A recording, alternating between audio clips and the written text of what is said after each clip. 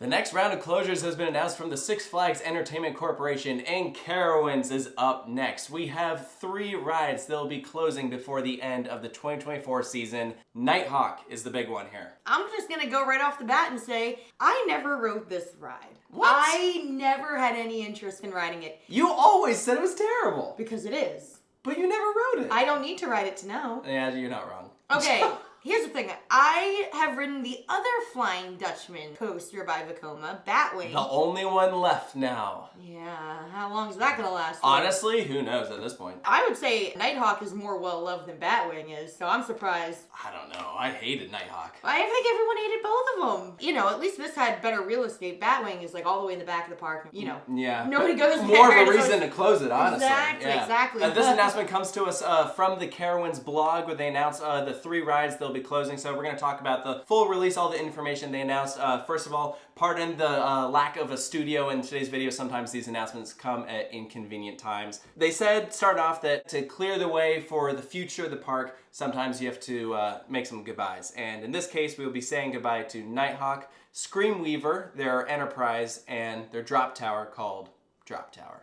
So the thing with Nighthawk leaving is that Nighthawk currently stands on very prime real estate. It's one of the first impressions of Carowinds. Yes. So a lot of people will flock there first and kind of start off with a poor impression of the park because it's, again, I know I didn't ride it, but I doubt it's that different than Batwing. I'm sure it's not comfortable and nobody likes it. It was a rough ride. I hated it. The one thing that made it different was it has some corkscrews instead of these like inline twists that like Batwing and Firehawk had. I hated the corkscrews. It was awful. It was rough. And this thing is a maintenance nightmare. It was tough. Like the only thing that I think made their lives a little bit easier is that when Firehawk closed at Kings Island to make way for Orion, they sent some parts down to Carowinds.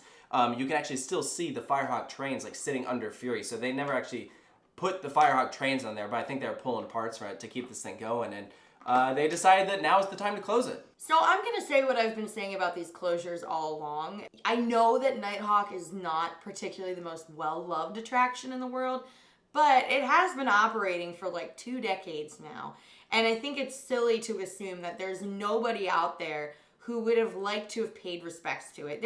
You just know there is some person that has ridden Nighthawk 10,000 times. You just know it. And I know personally from a couple people that we're friends with, they said they would have prioritized a visit to Carowinds this year had they known that Nighthawk was going to close. Yeah, well, and if you go ahead and just read the comment section on the Carowinds post they made on Facebook or Instagram, and you can see people that were like, what? I can't believe that they're getting rid of Nighthawk.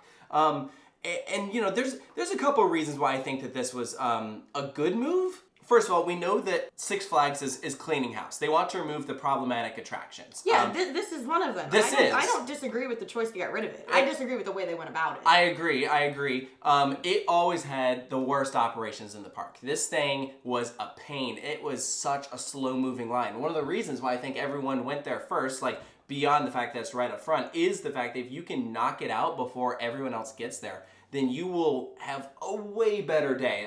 One time I spent like an hour and a half in line for this thing during like it was one of my first visits to Carowinds. I didn't know that the operations were going to be that bad. Like, it was abysmal. It didn't have the dual load station. I'll be honest. Batwing had. I'll be honest. I think that's one of the main reasons that, besides the fact that I knew I wouldn't like it always had a really long line, and I was like, well, I could ride this that I know I won't like, or I can go ride Fury, which I do like. Right. And Fury's line moves very, very fast. Yeah, that's the thing. And Carowinds, they have a lot of junk in this park. Like, they have a lot of roller coasters, but they're very top heavy. They have a lot of roller coasters that, frankly, they're probably looking at like, which ones do we take out? So, I mean, I know that Hurler is not very well loved, but if you look at their report of their top performing rides with the highest numbers, Hurler was on there. So I would say it is well loved by the general public. Yes. It's just not loved by enthusiasts. Yes, so I don't think that was going to close. The other one that people are always talking about is Vortex, the B&M stand-up coaster, one of the first B&Ms to open. And this chain especially has been trying to get rid of their stand-up coasters. They converted most of the original stand-up coasters to floorless coasters, but for whatever reason, that never happened to Vortex. Yeah, well, I mean, we just saw the permanent closure of Green Lantern at Great Adventure. It's not being relocated. I kind of thought that that was going to be one of the ones that they closed at Carowinds. Yeah, well... I guess not. And here's another interesting point. Markers were spotted, like, specifically around Carolina Cyclone and Hurler and the Drop Tower. The Drop Tower, obviously, is closing. But people were thinking, oh, maybe Hurler and Carolina Cyclone are actually the next to go.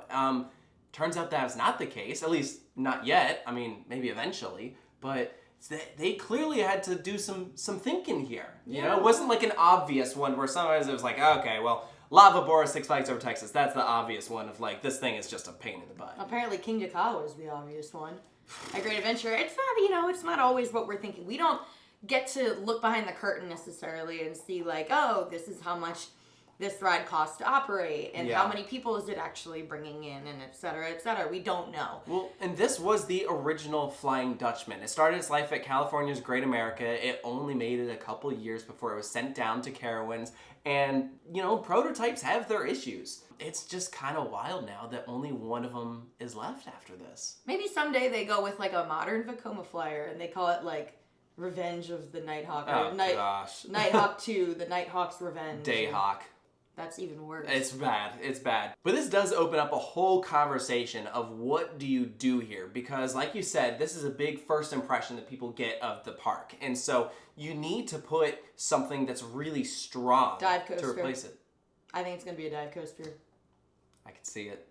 I mean, like, here's the thing is, I know as enthusiasts, we're like, oh my gosh, cool it with the dive coasters, but they are high capacity, they are reliable, they are extremely eye-catching, whether you like them or not. Frankly, a vertical drop with the train hanging over would look so good. Right at the front? Mm-hmm. It would. And where's the nearest dive coaster there? Busch Gardens, Williamsburg, 6-hour drive. Yeah, you could do it. I think that's what's going to happen. I think the biggest thing here is that we know now because they're doing a water ride in 2026 and 2025 is a Camp Snoopy expansion. This plot of land is going to be sitting empty for a couple years. I wouldn't be surprised if the ride is gone by the start of the 2025 season. And so it is going to look weird having just this huge gap here. And unfortunately, it's like the third big empty plot of land in this park because Dinosaurs Alive has been sitting empty for years and people have been like, we need to fill that gap, and then they close the rapids.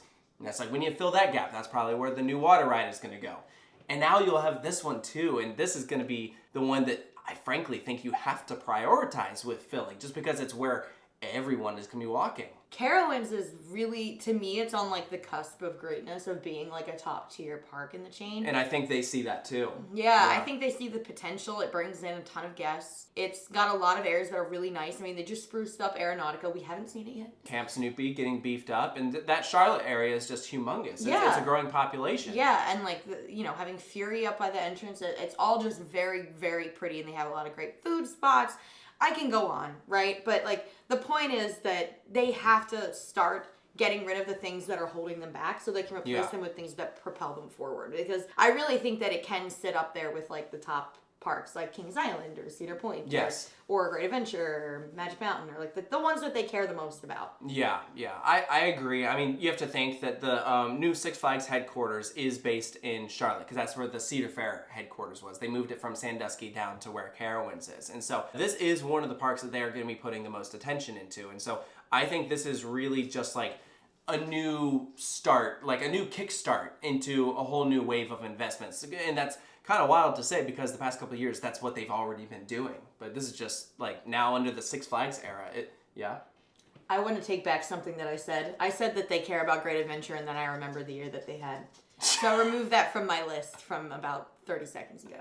All right, well, that's fair. I think the two that I was surprised about, Screamweaver is the big one that I did not see coming. But these enterprises are a dying breed. This thing's been open for 30 years. So actually, I'm not that shocked. And the drop tower, I was like, really?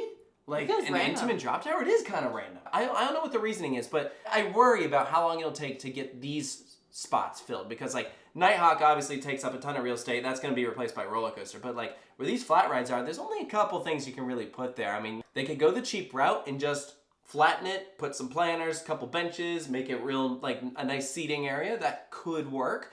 You could put up a new food stand. That's fine as well. Or gift you could shop. Yeah, maybe a gift stand. Or you could actually try and find a ride to replace it. And again, your options are fairly limited. And if you want to find something that is as thrilling or almost as thrilling as the previous attractions, your options are even more limited. So you know what would be you'll have cool to get there? creative. What about like a skyfly? A skyfly would be neat. I could see that maybe where the drop towers. They just have to, as long as there's enough clearance, right? I think that'd be really cool. I think that'd be pretty in that park. They could go with the vertical kind, like what you have at Cannon's Wonderland or Lisaberg. That's literally like a tower ride. That would work actually really well. I'd love to see that. Yeah, see, there you go. So there's potential. I think the future of Carowinds is bright. Like, I don't think that this announcement was as doom and gloom as like the stuff for like Great Adventure. Again, it's a shame that was just messed up. I know. It's a shame that we didn't get an official announcement, but I'm not shocked that the announcement came that these rides are done for, and frankly, I don't think they're going to be the last part to do this. I think there's still going to be more on the way. Nah, the corporate Grim Reaper is making its rounds. I will say, you know what, I'm dedicating this video right now to the poor soul that I just know was like nearing their 10,000th ride on Nighthawk. I know you exist, and I want you to know that I hear you, and I am here for you. Go to Six Flags America and ride Batwing while you can. I guess. Yeah, I'm sure that announcement will be coming soon. Yeah, probably. Yeah. So, anyways, let us know down in the comments below what do you think of this big announcement from Carowinds, and stay tuned for more here at Coaster Studios, and we'll see you next time.